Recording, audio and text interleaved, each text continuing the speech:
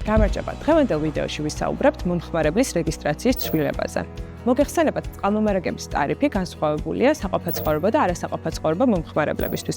სწორედ ამიტომ აუცილებელია თითოეული აბონენტი შესაბამისად იყოს რეგისტრირებული.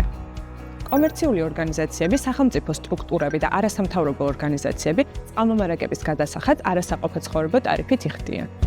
იმ შემთხვევაში, თუ GVP-ის მონაცემთა ბაზაში დარეგისტრირებული იყავით როგორც საყოფაცხოვრებო აბონენტი და ამავე მისამართზე იწყებთ კომერციულ საქმიანობას, აუცილებელია GVP-ის მონაცემთა ბაზაში დარეგისტრირდეთ როგორც იურიდიული პირი და წყალმომარაგების საფასური გადაიხადოთ არასაყოფაცხოვრებო ტარიფით.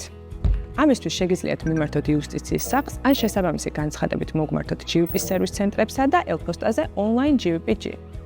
განცხადებასთან უნდა ერთვოდეს ამონაწერი საჯარო რეესტრიდან ან და საკადასტრო კოდი, ამონაწერის სამეწარმეო რეესტრიდან, პასუხისმგებელი პირის, მაგალითად დირექტორის პირადობის დამადასტურებელი დოკუმენტის ასლი, საყოფაცხოვრებო აბონენტის ნომერი.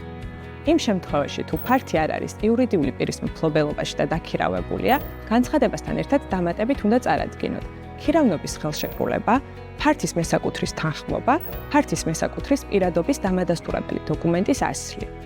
რიცხველიანი საყოფაცხოვრებო აბონენტიდან არასაყოფაცხოვრებო აბონენტად რეგისტრაციის ცვლილება GVP-ის მონაცემთა ბაზაში განცხადების წარდგენიდან 10 სამუშაო დღეში აისახება, ხოლო სულადობრივი საყოფაცხოვრებო მომხმარებლის შემთხვევაში 30 სამუშაო დღეა საჭირო. ცვლილება ასევე აუცილებელია, თუ არასაყოფაცხოვრებო აბონენტის მისამართზე აღარ მიმდინარეობს კომერციული საქმიანობა. ასეთ შემთხვევაში რეგისტრაციის ცვლილების შემდეგ მომხმარებელი წყალმომარაგების გადასახადს საყოფაცხოვრებო ტარიფით გადაიხდის. ამისთვის შეგიძლიათ მიმართოთ იუსტიციის სახლს ან მოგმართოთ შესაბამისი განცხადებით GVP-ის სერვის ცენტრებსა და ელფოსტაზე online GVP-G.